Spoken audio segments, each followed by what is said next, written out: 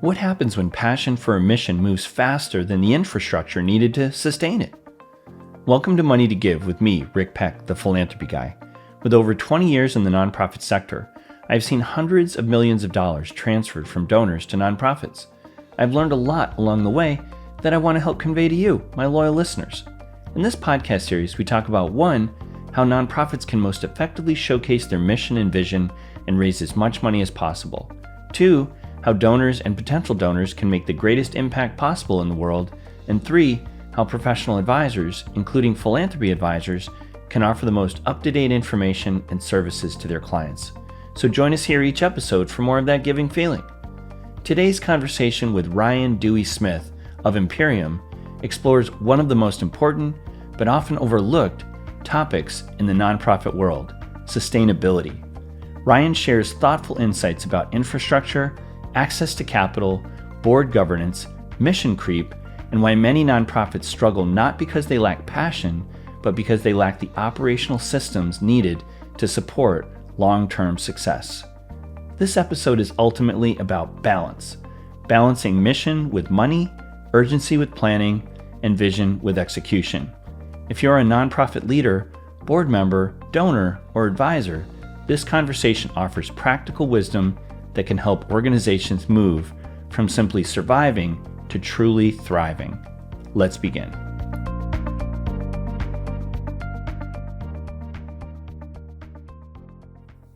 So Ryan, from your vantage point inside the nonprofit and human resources sector, what do you see as the most pressing structural issue holding mission-driven organizations back today?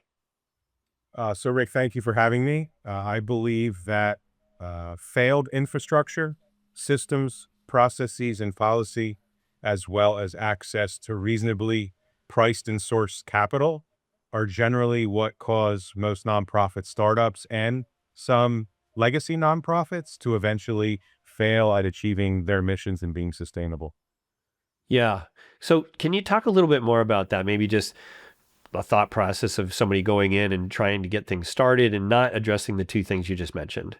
Sure, if you haven't thought through the process around how you're going to ensure, provide back office infrastructure related to your employees, to your grant or donor recipients, how you're going to file your taxes, do your audit report, and the costs associated with that, and have a solid business plan that picks partners that are going to charge you a reasonable price based on your relative infancy in the space and size, it can be detrimental to ensuring that the donation that's been provided truly gets to the end users that really need the help and the services that it was intended for. And then we all lay out in business and our personal lives with the best plans and the best foot forward. And there's always unforeseen costs associated with startups that if you don't have access to a reasonably sourced line of credit or other dry powder or capital for those unforeseen instances that arise, it can be truly detrimental to the success of implementing the grant award that you're provided. I don't know, Rick, if that's consistent with what you see and what you do, but that's been my experience in 3 decades of this work. I mean, yeah, I've been doing this work for 20 years in the nonprofit sector, and I agree with everything you said. I think that the concern I have, and maybe the concern you have, is that a lot of people go in and say, well, there's a mission to be accomplished here. There's a vision to be realized. We just got to go in and start doing it. And then we'll figure out the infrastructure stuff later, and we'll figure out the capital part later. So I don't know if you have any advice on that in the sense of, is it better just to honestly slow down and just do exactly what you said? Or because I think the tension is that these nonprofits are saying, well, who's going to address these issues if not us? We got to jump in with both feet now. And it sounds like what you're saying is not so fast if you're not doing some of the things that are really part of the fundamental operations and sustainability of your organization. You will make some poor choices and probably do things that are going to sacrifice your ability to be beneficial and impactful, because you will have not done the core things that need to be done to make sure your nonprofit is as healthy as it can be. I think it's a 50-50 conversation. No money, no mission, no money. And I think the money is also infrastructure and back office support. If you go about startup or new grant programs without strong consideration for your capital, rainy day fund, access to it, and your back office infrastructure, that must be given equal importance to the actual grant award itself. Or you're doing this service to the individual providing the grant award and the individuals who are to be reaping the benefits of that charitable giving. Yeah, that's fair. Well, let's talk about this in a little bit of a deeper level. So, if many organizations struggle to balance financial discipline with mission integrity, as we were just talking about. Where do you feel that tension most often breaks down and why? I believe it breaks down at the board of director level, where our directors are volunteers who want to do the good work in the nonprofit. They want to provide a service and be helpful, but necessarily don't want to spend the time to understand the back office and the capital needs. So back office and capital needs are very much a for-profit approach, right? That comes before building brooms or making widgets in the for-profit space. In the nonprofit space, we want to lead with providing services and help to people, to humans who need it. And we leave behind the importance of those other elements. And I think that the conflict between the boards and the executives, in my experience, become a tipping point. When that back office infrastructure or capital is strained, it makes the delivery of the services so much more complicated and difficult. And I think people just need to pause for a minute and be aware that having those components in place, procedurally set up, effectively managed and scripted, can make the provision of the services much more successful for the end users. I don't know if that's what you see, but I think people go in very excited. We have this grant award. We're going to go out and we're going to provide X, Y, and Z to these folks in our community. And then all of a sudden, well, I have to insure my staff when they're providing that. I have to pay mileage to them for the services they're provide. All that gets ahead of them. And then that's when I think nonprofits struggle. I don't know if that's your experience. Yeah, I think what I'm hearing you say is almost like here's the playbook for getting your nonprofit started and healthy and sustainable. It's good to read through that playbook or at least know who the players are to get you there, knowing that you have this great concept in mind. I mean, I guess it's, you mentioned the for-profit world. If you have an idea, you have an invention, you have something you wanted to patent or whatever, you don't just start doing it, right? You just say, stop and say, well, what do I need to do to make sure that this is successful? Because I'm not the first person to come up with the idea of creating something or wanting to bring something to market or whatever the case may be. In the nonprofit world, it's the same thing. You have a service or you have something that you're doing. So it's like there's probably an infrastructure playbook and a funding playbook to help you get there. I think, as you say, the nonprofits sometimes get ahead of themselves because they're so passionate about the mission. They say, "Oh, we've got to serve this population. I've been thinking about this forever. I see it in front of me." But it's more like cart before the horse. And so I appreciate again what you're saying, because if we don't think about these things in the way that you just described, it's just eventually we're going to trip and fall. It's just going to be a situation was like, oh yeah, we probably should have done that. We didn't, you know, we thought we would be able to navigate through it, but we're not any different from anybody else. Like it's the same problems that others have had. Ryan and others can help us sort of navigate through that, right? Yeah, advancing mission too quickly or mission creep can be a detriment to a really good idea and a real need. And infrastructure and capital certainly are two key elements of some of that concern Yeah. for sure. So let's take a sidebar for a second. Talk about mission creep as you've seen it, because I think mission creep, by definition, would be like, here's our mission, but then these other things, these shiny objects over here, start to distract us, and we go and we feel like we need to solve this problem, or we start to do this just because we can, or because the opportunity has presented itself. So I don't know if you could just talk a little bit about some danger signs or things you've seen around mission creep. Yeah, look, a squirrel, right, Rick? All of a sudden you lose focused on what you're actually to be attending to. So you've received this award, you started your nonprofit, you're out giving back. It feels great. You're seeing the rewards of all the hard work you've done. You feel like you have some infrastructure in place and capital to address the needs of that. And then there's another larger opportunity and you quickly advance in that direction. And then there's momentum that starts to build, like in life, right? One becomes two, two becomes four, four becomes eight. 1 + 1 isn't two anymore. When you start to do good work in a nonprofit, it quickly expands. The snowball gets larger going downhill. Well, the further you creep away from your core without the infrastructure and capital to support that basic business, and you move into other areas, the more risk you put in jeopardy of not sustaining any of the mission. And it sounds like what you said using that snowball analogy is it's almost like you don't know how big that snowball got until it's too late. You said, "Oh, we took on more than we should have, and we can't. We're not following our original mission anymore the way we should have been, and we're kind of setting ourselves up for failure." And not insulating your businesses against that creep can be truly detrimental to the entire business and not sustain any mission. You have, at that point, you have no mission and no money because the snowball's out of control going down the hill and you can't stop it. You almost have to Yeah. get in the way of it. Right. And what I'm hearing you say in your comments is that this is a common thing. A lot of nonprofits are dealing with it. So anyone listening who is representing a nonprofit, it's like we're not pointing the finger at you per se as an individual. It's more like saying this is a commentary on the industry. And if you do some of these things that were more best practices, you're going to be in better shape. And this is, if nothing else, it's a warning to all of everybody to say, just make sure that you are doing the proper things because you are not dissimilar to another institution, and they may have a different mission than you. They may be in a different geography than you, but the core fundamentals of how to run a nonprofit well are the same.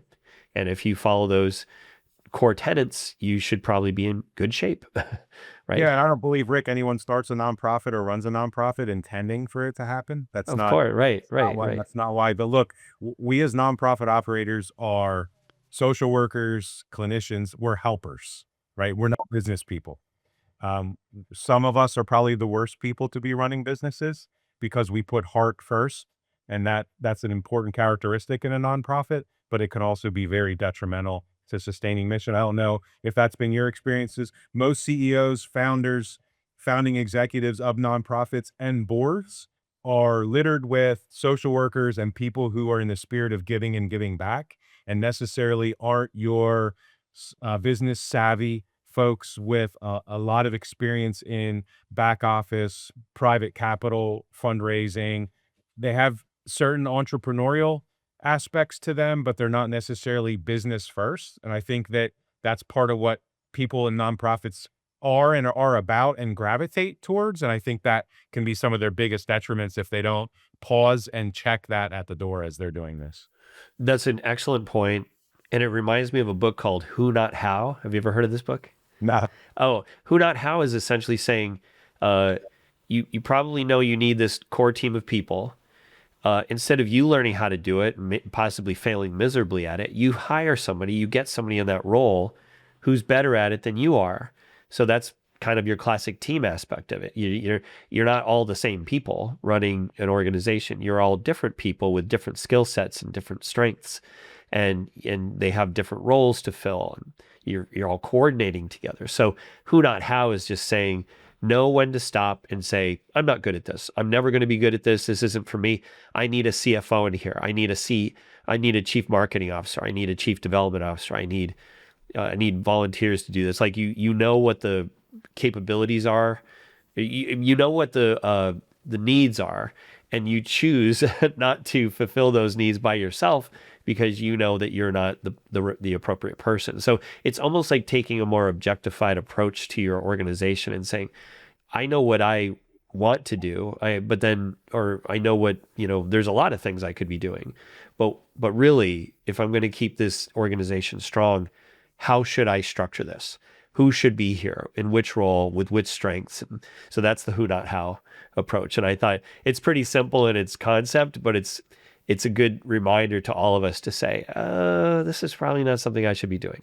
This is not something I should be creeping back to mission creep or even position creep. I shouldn't be creeping into this because now I'm watering down my effectiveness and my ability to do what I'm best suited for at this particular nonprofit.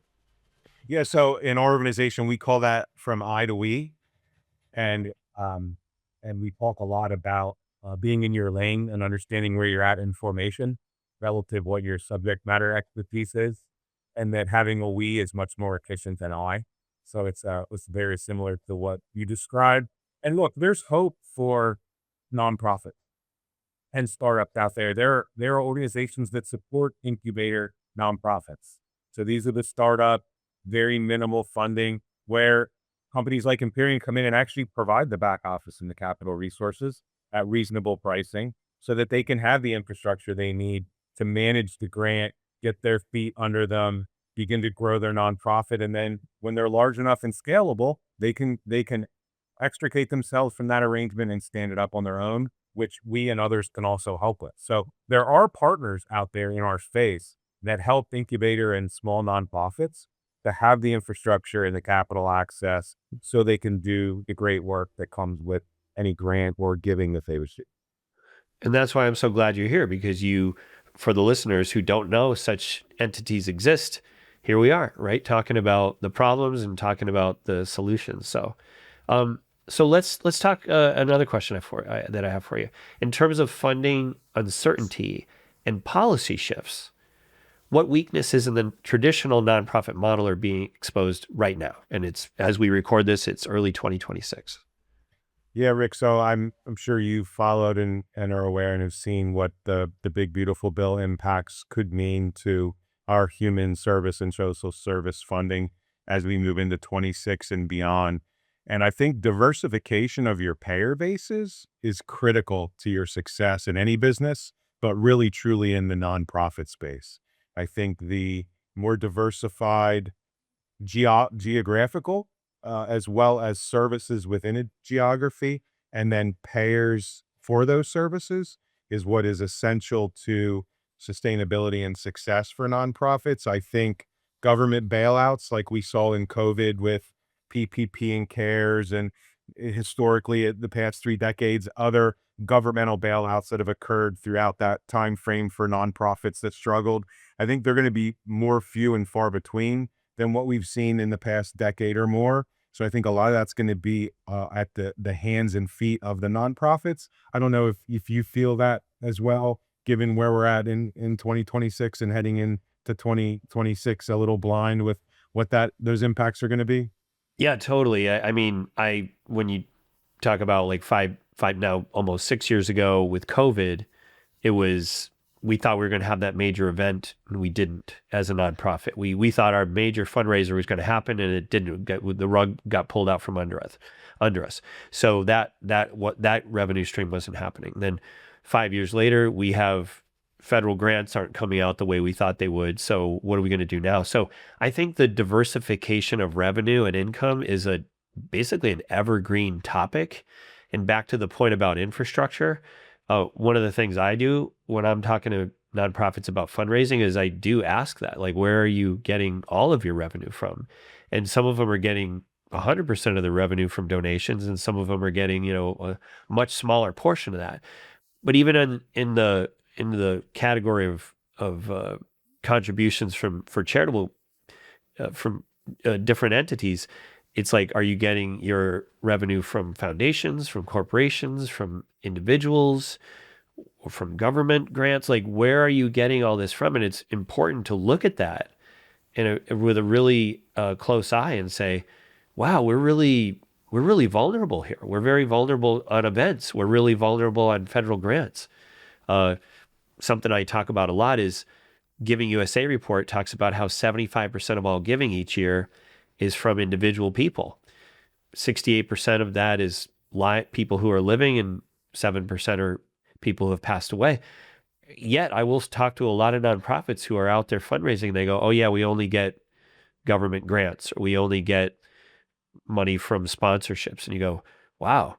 If you know that 75 now they know, like, because I tell them, but it's like, now that you know that 75% of all giving comes from individuals, why are you not putting more money into your individual giving program or your annual fund?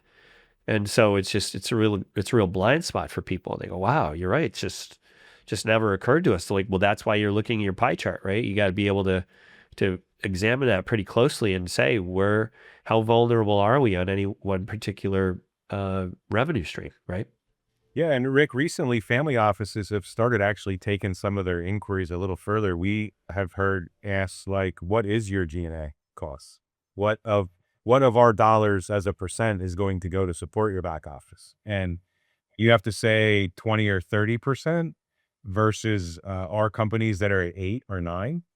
That's a very different feel when 8 cents of every dollar actually supports back office. And then we're also having questions around what's your capital access or cash availability to sustain your business. So before some of the larger donations and gifts come in, these are the questions now that the donors are starting to ask. And I think that that's a good to protect their giving.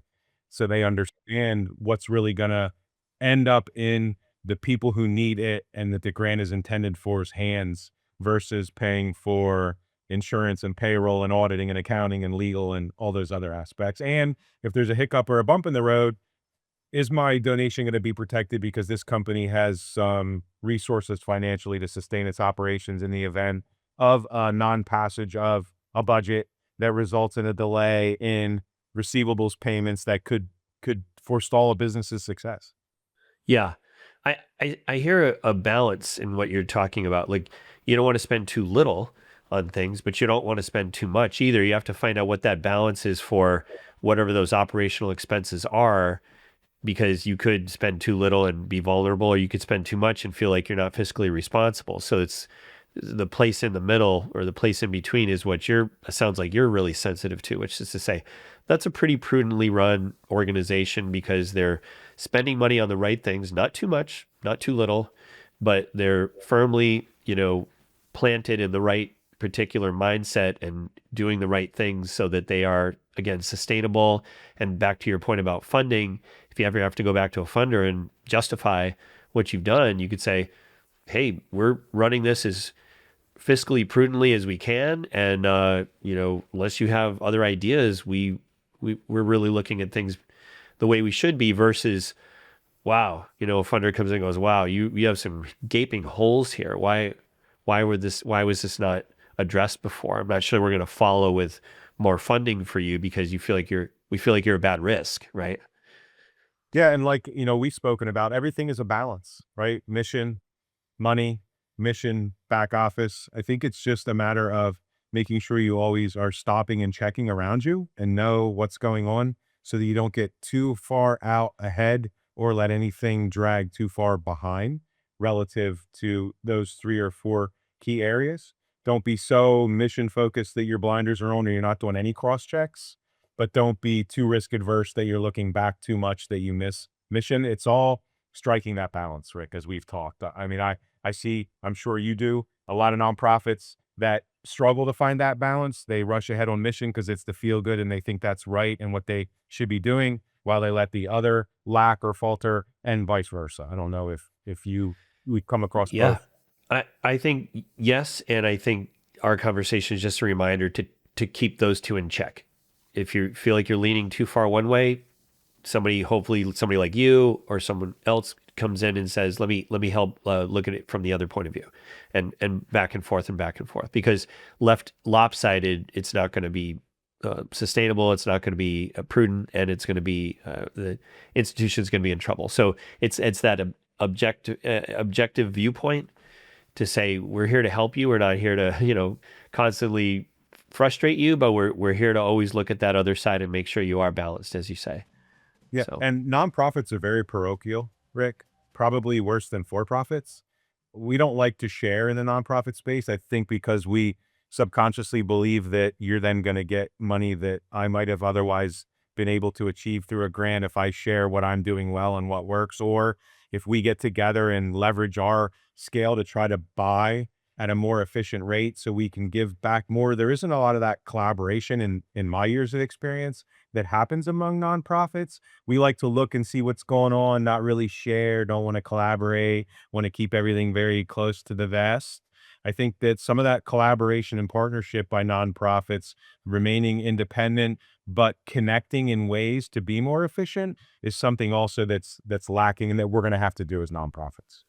Agreed. And I would take it one step further. I sometimes I feel like what I say here falls on deaf ears around the idea of if you're a nonprofit out there trying to make a certain impact in a certain way with your mission, what I say sometimes is a donor, they want to support you, but they're actually trying to support an issue area. So in other words, if you as one nonprofit are coming in and solving for X, but there's four other nonprofits in your region or whatever that are solving for Y, Z, A, B, just it's like, okay, so all of you together are actually addressing the issues of the environment or the what veterans need or what people who are homeless need or whatever the case may be. To me, what I try to say there is a donor's coming in and they could give money to all of you because they're looking at it as you're a cohesive unit. You're all working maybe not exactly together, but in some sort of an ecosystem environment to be able to provide the support for those particular constituencies. What's wrong with that? But to your point, it's like, well, I don't know if I want to go and why would I want to go and have an open conversation with that group? They might receive the contributions that we should be receiving. But I really, as idealistic as this may sound, I imagine all five of them on a stage talking about the issues and a donor sitting in the audience going, I want to fund all five of them. Why? Because not only are they all doing separate things, but they're also collaborating and working together to be able to solve that. And I just think it feels like that's evolved thinking when I feel like it's some way it should be fundamental thinking, right? Agreed. Agreed. Yeah. 100%, Rick. Yeah. So, all right. Well, another question for you. What does a more resilient, sustainable model actually look like? We've talked about balance a little bit, but what has to change for organizations to move from survival mode to long-term strength? I think we covered most of it here, Rick, Yeah. on this conversation so far. I think we've checked all the boxes: partnerships, networking, transparent communication, effective and efficient, well-rounded back office, general and administrative services, and access to reasonably priced and sourced capital for sustainability. I think that really highlights all the areas. A board that's willing to partner with the leadership staff and having we's and not I's that are part of the organization with experts and subject matter expertise in certain areas and a robust team that can move and advance the mission while doing all the cross checks to ensure that the snowball's not getting too large rolling down the hill out of control. I can't think of anything we haven't. Can you, Rick? Is there any? No, I don't think so. You're right. We have covered a lot. I was just thinking in terms of maybe what my mind goes to right now as we're talking is tenure of the organization. It sounds like what we're talking about, it doesn't really matter if it's a brand new organization or if it's an organization that's been around for 150 years. It sounds like what you're saying is it's like with the newer organizations, the sooner you can get these things in place, the better. You might just explode with success because you do things right the first time, where some of these other older organizations, it feels like they might have to unwind some bad practices or pivot, and it might take a little longer because they're larger and have to sort of, well, we have to undo this and redo this, where smaller organizations from the beginning be like, what do we need to do right to get things going and launch effectively, right? I don't know if you have any comments on like tenure. No, I agree. I think our conversation is agnostic to age of nonprofit. I think that a year old to 150 all can experience the same issues. And I think we at Imperium have witnessed that. So we've had very early startups that are part of our constellation. We have some 150-year-old charities that are part because they all displayed the same consequence. It just took 150 years to get there. But I can tell you, Rick, that in my experience, and I don't know if you've seen this, younger nonprofits are much more fleet of foot and can turn and pivot more quickly. 150-year-old charities, it's like turning a barge in a canal, take a very long time. There's more constituents involved, more stakeholders. So, I think startups and newer nonprofits have that advantage where youth is on their side, versus the larger legacy nonprofits, and when the change has to happen, how efficiently and quickly they can make it happen.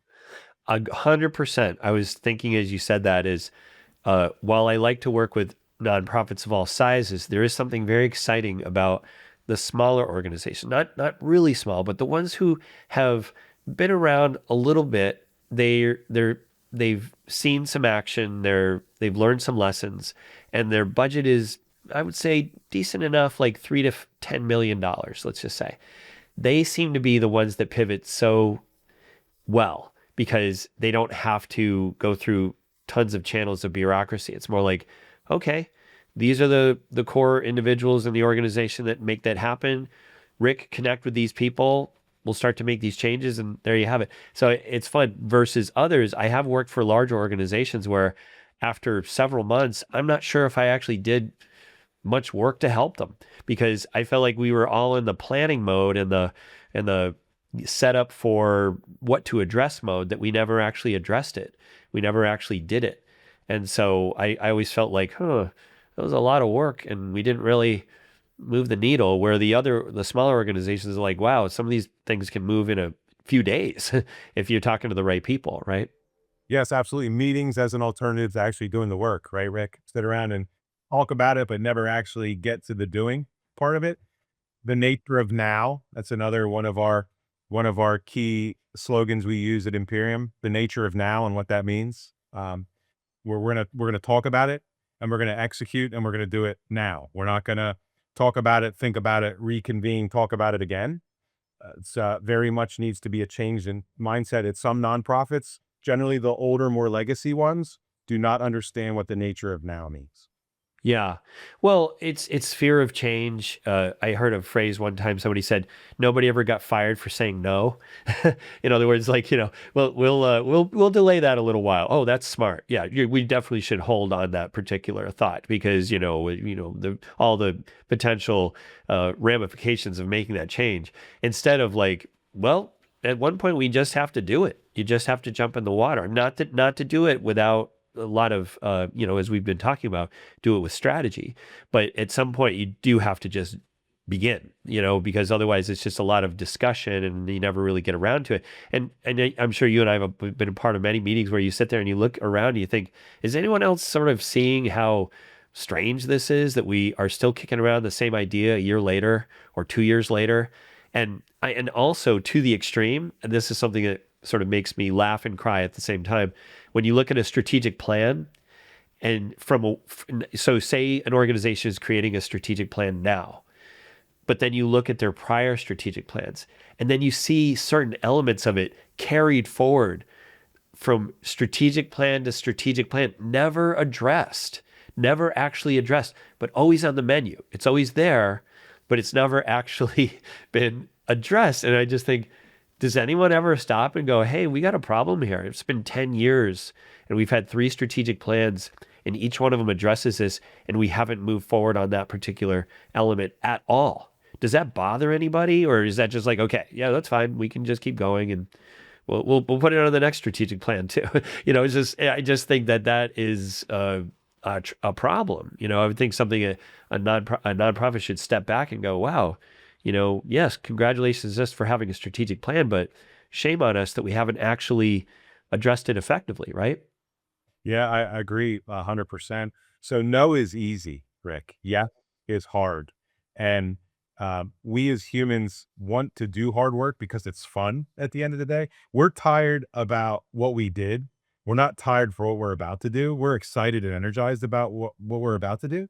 So if you start with yes and you have to prove the no, I think that can change some of that mindset. But yeah, I'm awful familiar with strategic plans that go on for years and SWOT analysis, right? Same threats existed year after year after year, but you've really done nothing to address it. Yeah, why is that not obvious to other people? Very, very familiar and very typical in nonprofits that we see too.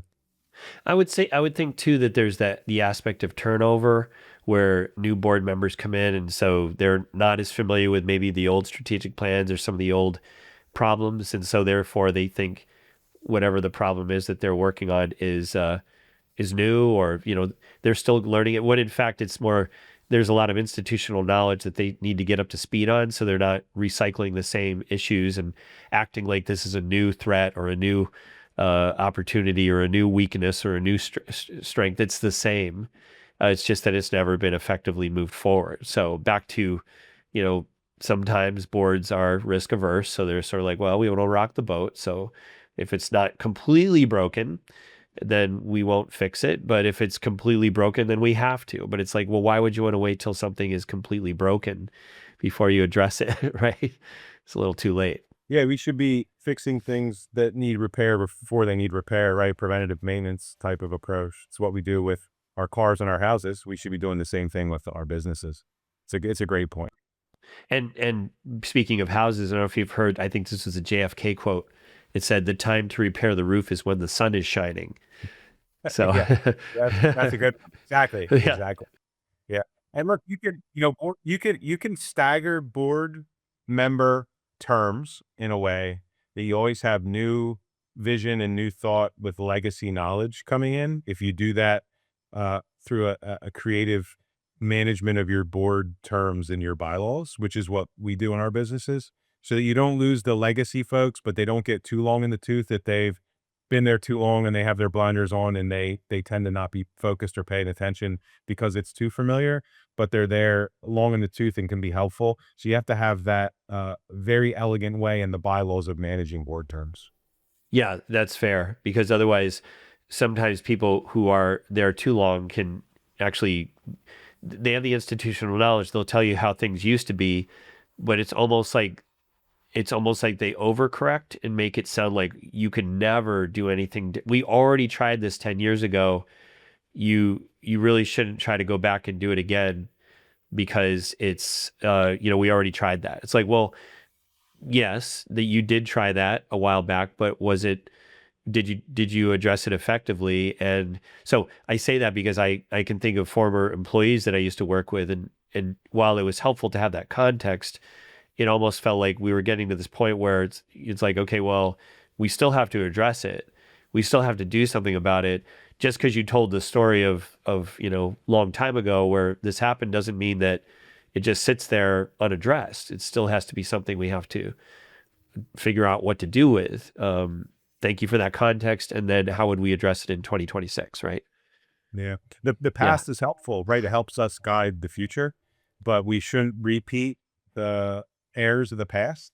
We should learn from them, because doing the same thing you did the last time and expecting a different result than the last time is theoretically the definition of insanity. So why would we want to run around year after year approaching the same problem or issue with the same believed result because we had the same action we took? We need to use that as data, and we need to alter and pivot from the feedback we're receiving to try something different to try to achieve the goal. I think sometimes nonprofit boards, because of legacy and lack of new membership, get caught up in that. Yeah, completely. All right, one last question for you, Ryan. I feel like we could talk all day. How does your work at Imperium and your own leadership journey fit into that solution? And what gives you confidence that this approach can not only scale, but endure? So Imperium will be 10 years old on the 12th of January. And Congratulations. thank you. Everything we've talked about today, Rick, around nonprofit sustainability, managing mission, geographical or services, payer diversification, everything we've talked about this entire call, which has been excellent, Rick. Again, thank you for the opportunity. It's been enjoyable. And I agree, we probably could talk all day. Um, we've seen a recipe that has helped nearly 40 companies, 40 nonprofits across 20 states implement and use our systems and our approaches to all these areas and matters, and grow, be more sustainable, increase their effectiveness of the services they provide, receive more philanthropic donations, both from people living in those family offices that are deceased, as well as large organizational grants.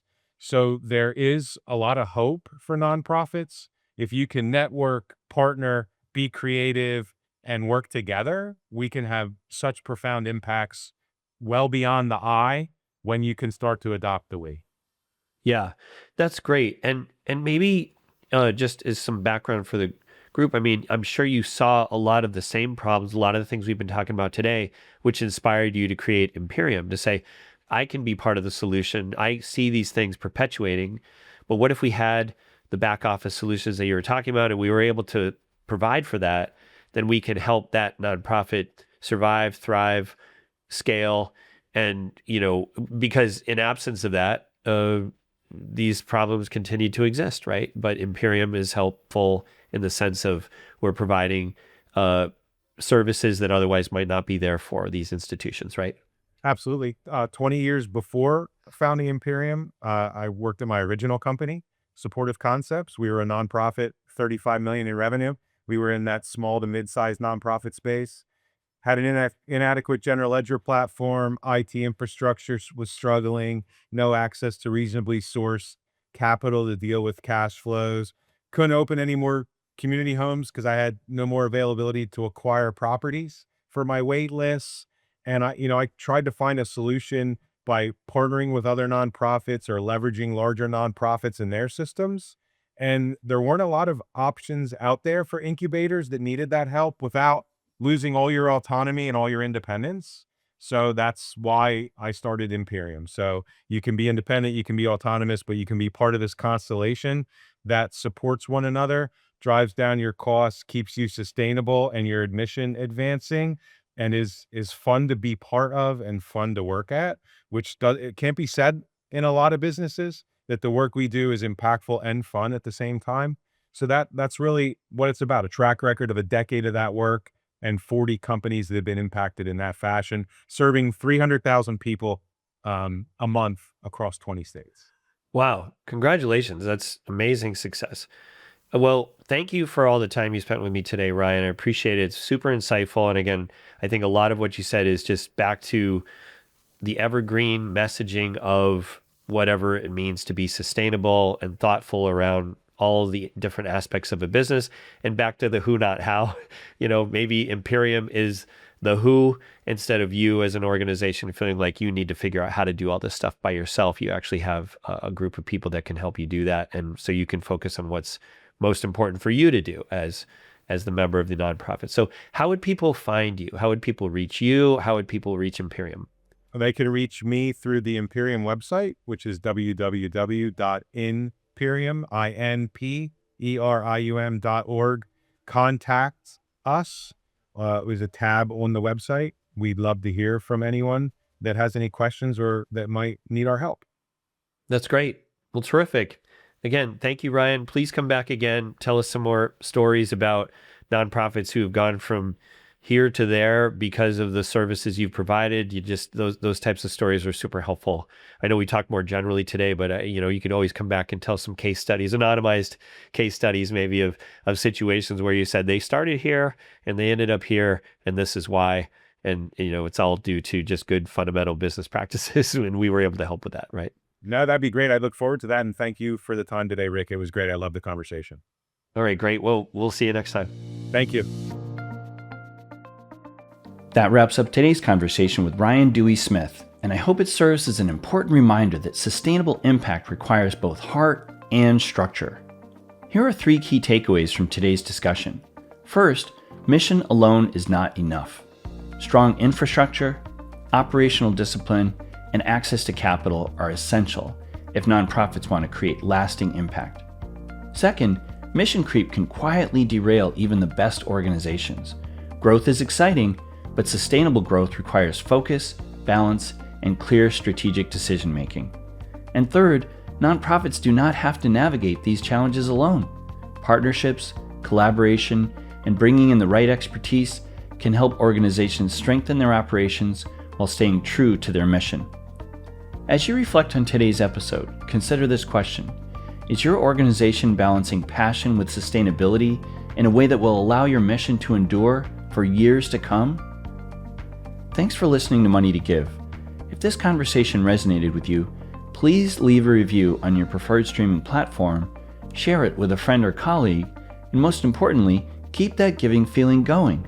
We are now broadcasting in 37 countries and growing, with 500 downloads per month and nearly 10,000 downloads to date. A reminder, this podcast is meant to be for educational purposes only.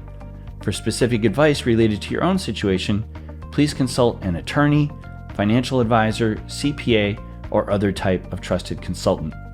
If you're looking for fresh insights on how to give smarter, raise more money, and advise your clients in a more informed way, please subscribe to my weekly newsletter, Charitable Giving News for You. Register by going to my website, thephilanthropyguy.com. In the newsletter, you'll also read about many of our podcast guests, while also getting helpful tips and advice for nonprofits, donors, and professional advisors. Meaningful giving starts with meaningful connection, so please connect with me, Richard Peck, on LinkedIn as well. Until next time, let's keep making a difference together.